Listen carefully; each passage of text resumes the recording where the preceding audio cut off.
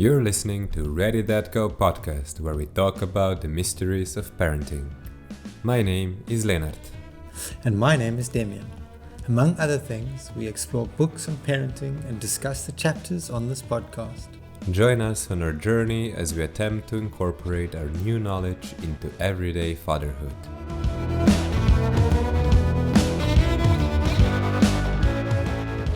So welcome to another episode of Ready That Go. We have a special guest this evening, Klemen Lipovšek. How did I say your name? Was that good? Almost perfectly. Almost. I've had a bit of practice. So welcome to Ready That Go. Oh, thank you very much for having Thank me. you for joining us. We decided we wanted to speak to some dads about their experiences about fatherhood and what it means to them. And you're fortunate enough to be our first guest. So it's a bit of a trial run for all of us. But I'm sure we will all have a good time. Thank you for joining us. Just a disclaimer, Klemen is my brother. I think that will be quite obvious. I'm a bit outnumbered here, but I'm sure we'll do well. Yeah, so thank you very much for inviting me. I'm honored, and I'm really grateful for the work both of you are doing. And congratulations on 10th episode. Yeah, which is quite a streak. Yeah, thank you. Thank you. We're quite proud of ourselves. Keep on the good work. Yeah, we are a bit. All right. We have some questions for you, and then let's just see where it takes us. So just to start with it, tell us a bit about yourself, where you're from, what do you do, the basics. Oh, the basics. Okay, so I am Klemen, as he said, Leonard's brother. I come from Slovenia. Now we live in a house with my family and how's it called? In nature, which is great. By my profession, I'm a family physician, so I deal with families a lot. My biggest passions are parenthood and being a husband and learning from that, and I really love cycling a lot. So, Awesome. Yeah, these are the basics. I've been studying human emotion and parenthood since I'm a father of a boy. He will be 3 years soon, and we are also expecting a girl at the end of the August. So, congratulations! Exciting times ahead. Yeah, Really awesome. that's amazing. Will you tell us the name of your boy? Yeah, his name is Bryn. Bryn. Bryn. Yes. Awesome. Yeah. So, It would be cool if all our children can meet one day. Maybe on Leonard's Island one day. Oh, that would be awesome. yeah, maybe. Tell us a bit about what's it like for you to be a dad, and how did your life change the most when you became a father? That will sound a bit cliche, but I didn't expect it to hit me so hard when this little boy came out of his mom. I didn't expect for the emotions and love be so strong, and it turned my life upside down, because I feel as if I'm not the first one in my life anymore. If that can be understood, it's him before me, and I was surprised that everybody says it, but until you feel it, you don't know it's like that. So he is quite a teacher. He's approaching 3 years now. So the biggest thing he's teaching me now is patience, which I hear from your podcast. It's quite the same with your kids. Absolutely. Yeah. And dealing with him is also, of course, changing myself completely from inside out. which is really great. It can be really, really tough at times. People say that a lot, but I chose that willingly, and it's not hard for me to do that and learn from him and from myself, and of course from my wife. That it's in my emotional states. In my current life is I used to go to bed when coming home from night shifts, which is of course no longer an option because there is this guy waiting for me, and I have much less time for killing time, which is also good. So yeah. So you don't have a regular schedule. Sometimes because of your work, you're working day shifts, night shifts, all over the place. Yeah.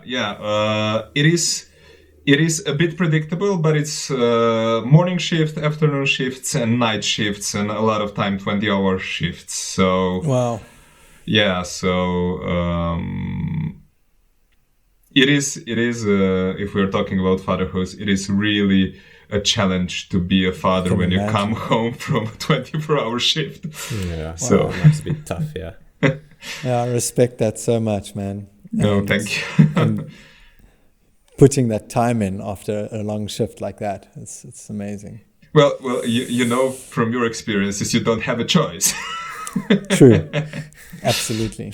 Exactly. But I'll never remember one friend of mine who is a complete nutcase in medicine, and he lived for his work until he got a daughter, and he said, well, when you come home really tired, it's just that special energy you get when you meet your child. So it's really like that. Yeah. That's nice. It's great to hear because I mean, you've heard a bit about who I am, but my situation is a bit different because I work from home, so I never go and come back. So I haven't personally experienced that thing of coming home from work, and I did experience it a little bit when he was a lot younger, but only like a year old, but when he was much more interactive. And it's so good to hear. And fathers all over the world must experience that, and it's so important to harness that energy and love when we get the opportunity to be with our children. Absolutely.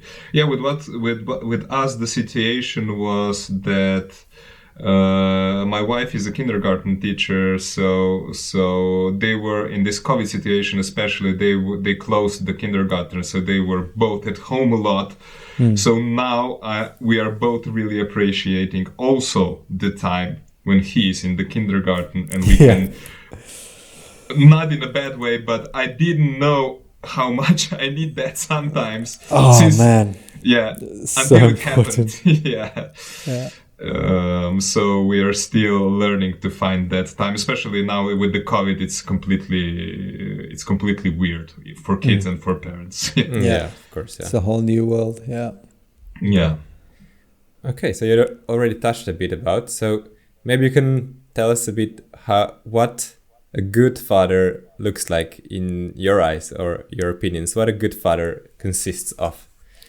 Well, when I was thinking about before he was born, what kind of parent I want to be, I think the everything that you can put it in one word: responsive.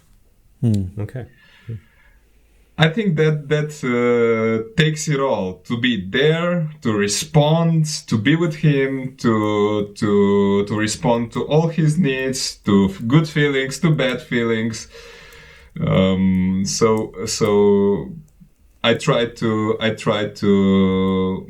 use as little words as possible, because as an eager young father, because of course I read much too much literature and got insane with guilt and everything. So I'm just trying to diminishing to one word. I want to be there for my kid, and that's it. And I think it's the most. Yeah. Absolutely. Absolutely. Putting those hours in, I couldn't agree more. And I think that's, I don't know, it's one often knows that the mother plays the role of always being there for one's child, and the father goes off to work to bring money to the family. That's kind of the stereotypical look. And a lot of fathers can't spend more time with their children either. But every second that they can spend with their child is just so important and so special. Yeah.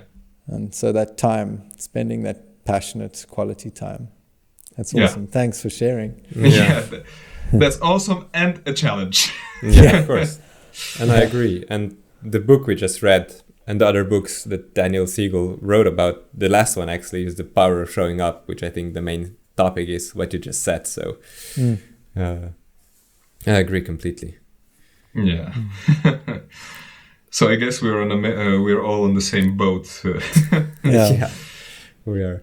So to go into a bit more challenging topics, what's the hardest thing for you as a father in parenting? That changes with time, but currently is the patience not to explode. Okay. Because he's really trying, pushing the borders now. Yeah. I think it's that age and also his situation. And for me is forgiving myself when I mess up. This is the biggie for me because I'm very prone to guilt, and then forgiving myself for not being perfect is takes a few days sometimes. But yeah, so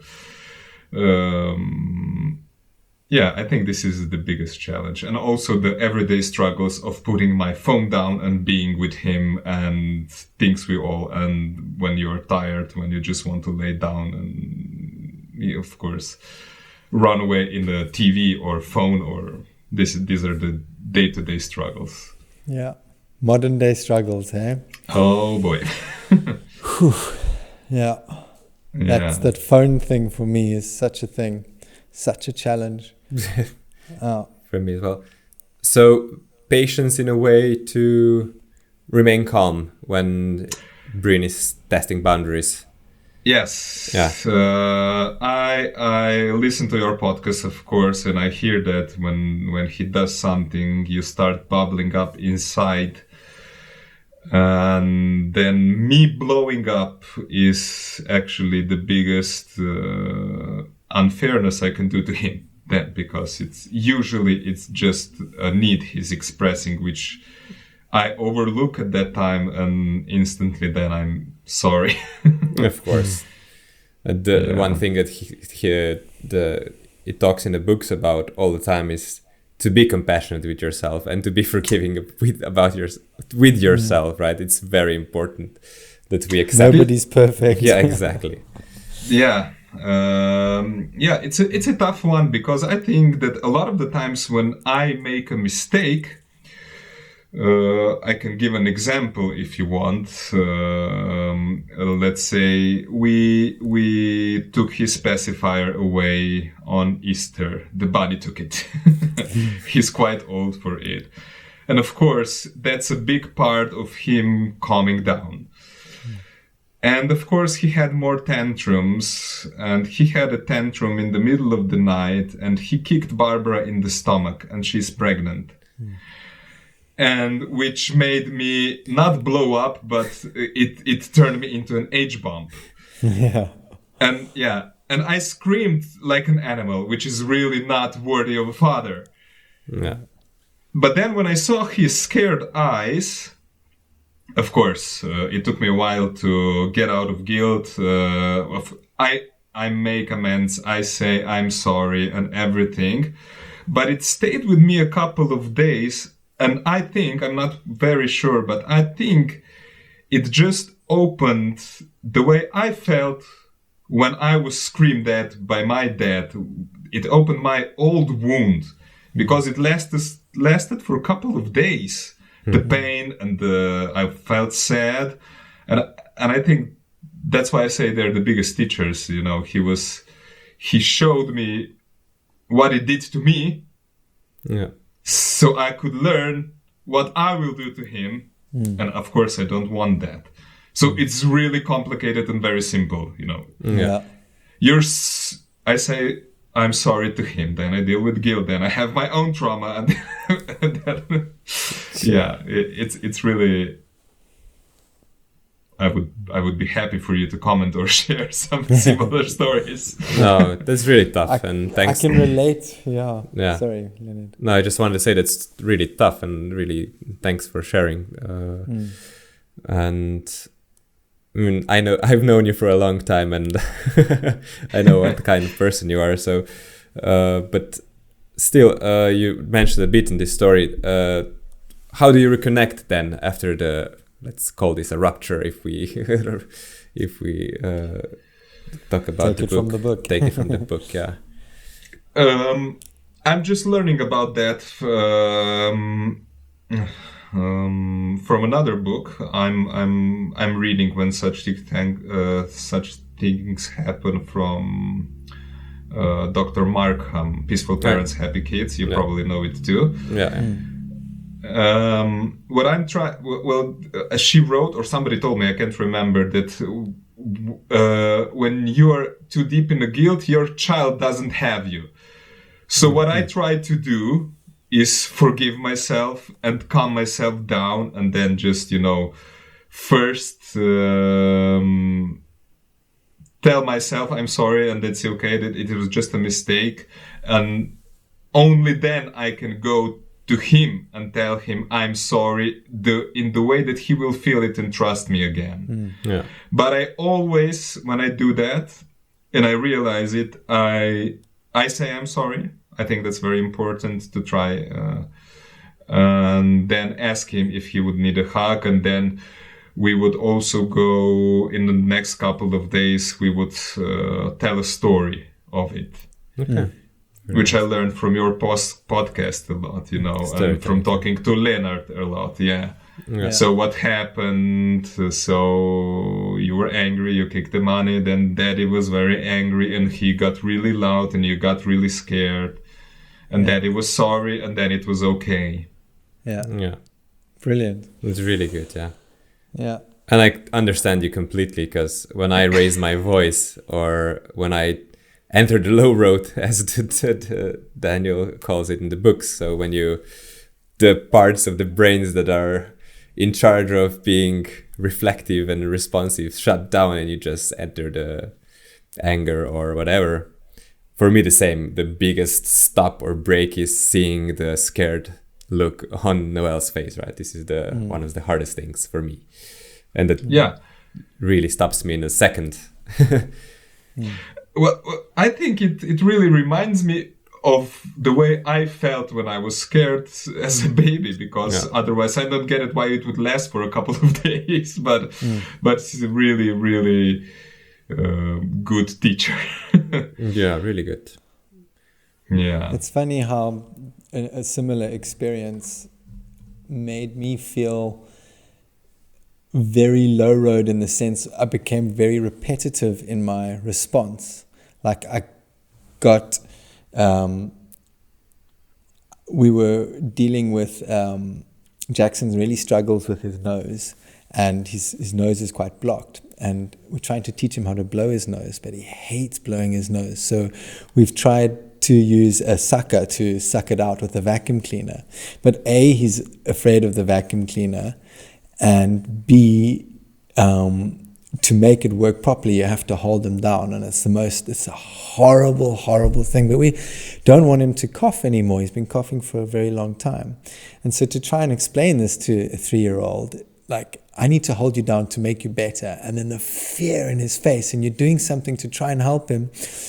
And then the way I was trying to deal with it is I would totally go into the low road, because this is right, and I would go on a blank face, and I'd look at him, and then I realized he's not only scared of me holding him, but also of my face. It's totally emotionless, and he's sitting there with all this fear, and I just didn't know how to deal with that. And hectic how one has to go through as a parent. So I've still never managed to suck his nose properly. Instead we're trying this slow road of every time we're just really, really slowly trying to get him to blow his nose, and one nose at a time, and trying to make it into a game, because I don't have it in me to do the sucking business. I thought I did, but it just freaked me out. Mm-hmm. There's another thing about the tough situations. I just read it in the book as well. It's in the last chapter, and he says, I'm not exactly sure I have to reread it, but how I understood it, that intense emotions are not the problem, right? It's not problematic when you enter the low road. It's the problematic how if you don't repair or reflect and talk through, help your child get through it, right?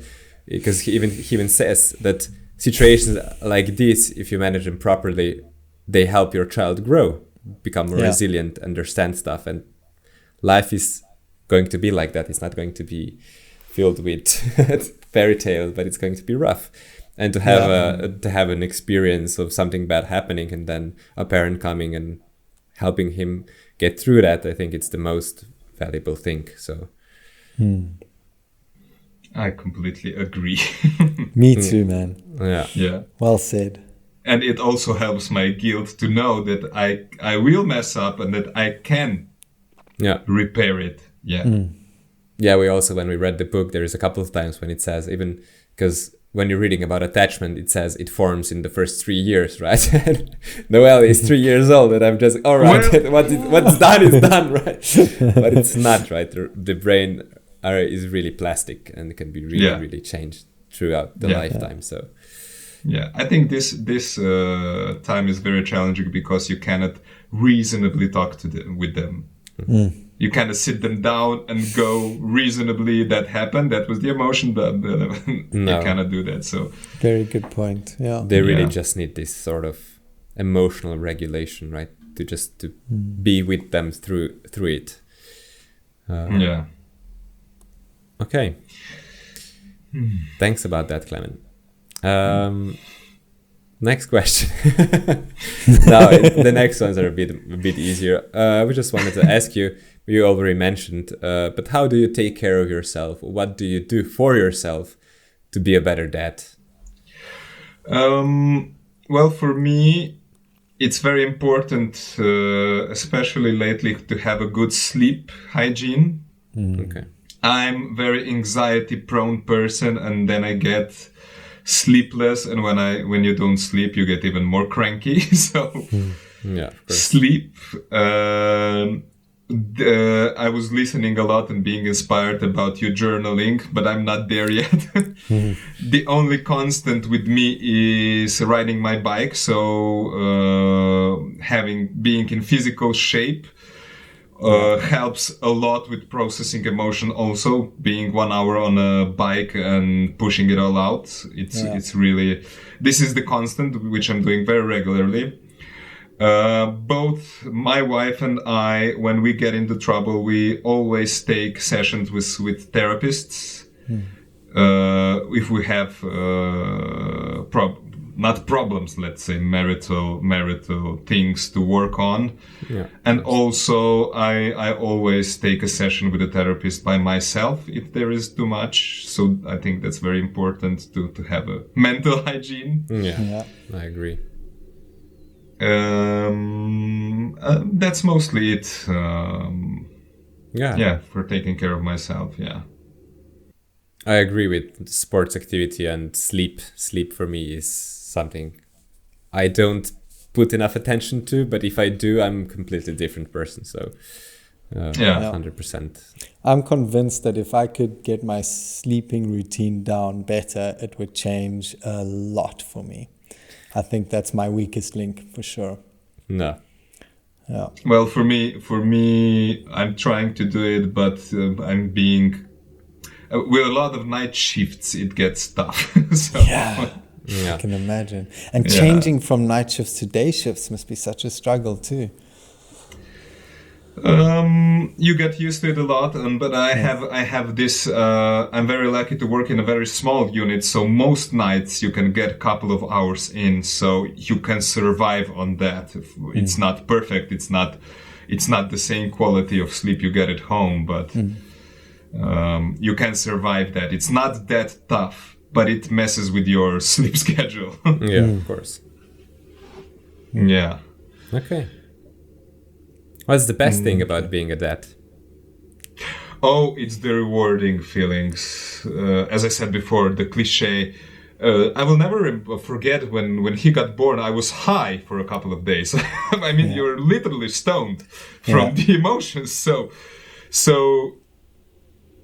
seeing, I think this is, it's a cliche, but seeing him being happy to see you and running into your arms, that's the most rewarding thing for me as being a dad. Yeah. That little thing loves you so much and so unconditionally that it's scary sometimes. Yeah, it's overwhelming. Overwhelming. Yeah, and he's always happy to see you. Always. It's amazing, and it's really the feelings you get when everything is fine, when he's laughing hard at stupidity we work together. That's worth it. I agree completely. For me as well. Beautiful. Well, when Noelle was born, I was just, for a couple of days, I just cried about everything. I was so, but not sad. Just I was so moved by everything, right? So I just cried about everything for a week after she was born because I was moved by everything. Stupid YouTube videos, everything just moved me. I was like a puddle all the time. Yeah, it really gets you high. And one thing I notice it makes me really much softer. I just want to, there are a lot of tough stories in the world. I just want to cry all the time, know. Yeah. But before I was dead, it wouldn't touch me at all. But I think it's only for the good. Yeah. I can think of anecdotes as well. 100% that the emotions that one has is just incredible when that person comes into the world. Yeah. I'm so sorry, Leonard. It's 28 minutes. No, it's okay. We have 2 minutes more. Okay. So we just press on. When it gets off, I just turn it on. Okay. Yeah. No problem. I only have one more question, or it's more like an invitation to share some of the nicer moments or interesting anecdotes from parenting or with Bryn that happened lately that made your life brighter. Well, with that's a typical dad one. But I would be upstairs and he would be downstairs and I would hear bong, and then he would really badly swear. Oops. All dads are laughing at this, but it's so typical. I giggle so much. My wife, of course, gets angry now. But of course, where did you hear that? Daddy said it. Bastard. Of course. So this is really the typical dad one that it makes you laugh. Well, it makes dads laugh and giggle. I love that. That's the funny one lately. But also the thing that gets me when you don't know he knows a song or words, or we would watch a book and he would say a really complicated word. Oh, that's that kind of bird. Like, what the hell? Who taught you that, man? Yeah. These are awesome. But I couldn't find any more. There's so much anecdotes that I don't remember. Please share. That's a perfect one. Yeah, I agree. I'm in a bit of a lucky position when it comes to swearing because we speak Slovenian at home and she has a Norwegian kindergarten. So if she swears publicly, no one will know she's swearing. So unless they're international words. So yeah. But it's a good one. Yes, swearing is a interesting one. I try not to swear when she's around, but then I call my parents, and of course my dad would swear over the phone so she could hear him. So, okay, I think I'll have to restart my camera as well. Just a second. Camera pause. There we go. All right. And I think this is pretty much all the questions we had for you. Is there anything else you want to share with us, or? No, There's no need. Thank you. I just wanted to share a gratitude for the podcast, because I found a lot of books and articles on motherhood, and I'm really happy that I see a podcast on fatherhood.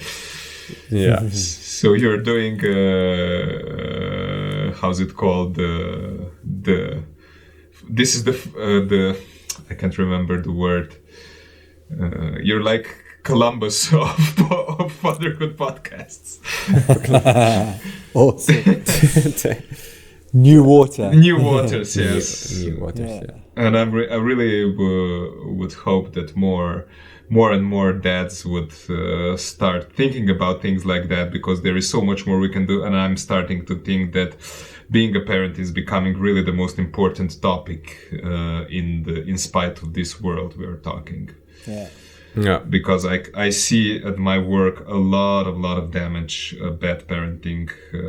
I'm not judging, but bad parenting situations can do to a child. So being there for your child is the most sacred thing one can do, I think. I would agree. Yeah. Yeah. All right. Thank you. Damien, anything else you want to add? Just thank you so much for your openness and being willing to share your story with us. That's it means a lot, and it's so nice to hear from other dads and that we can relate so much to it. And I hope this opens the door for more people to share their story. Because that's how we can kind of spread the message of parenting and dads in today's world. It's a whole new world that we're in, and I think we kind of need this brotherhood of parenting and fathers. Oh, yeah. I definitely agree. And also, the knowledge is here, right? There is so much that is already known, but I think that people, or parents especially, don't know that it's known. I always find it fascinating that science is discovering things that are very obvious and in us. Yeah. Yeah. But I also think it's very, very welcoming, because we can measure the things we do in a good way or in a bad way. We can measure them in brain, so it's very important we try to do better. Yeah. Yeah. I agree. All right. Thank you, Klemen. Thank you. Very Thank you much so for much. tonight. Thank you for breaking the ice with being our first guest on Ready Dad Go podcast. And to all the listeners, I hope that was as fun as for you guys as it was for us. And we'll see you in the next episode, which will be the last episode of season 1. So we're finishing this book, and then we'll continue with the next one. Thank you. Thank you very much. It's an honor. Bye-bye. Ciao. Bye. Ciao.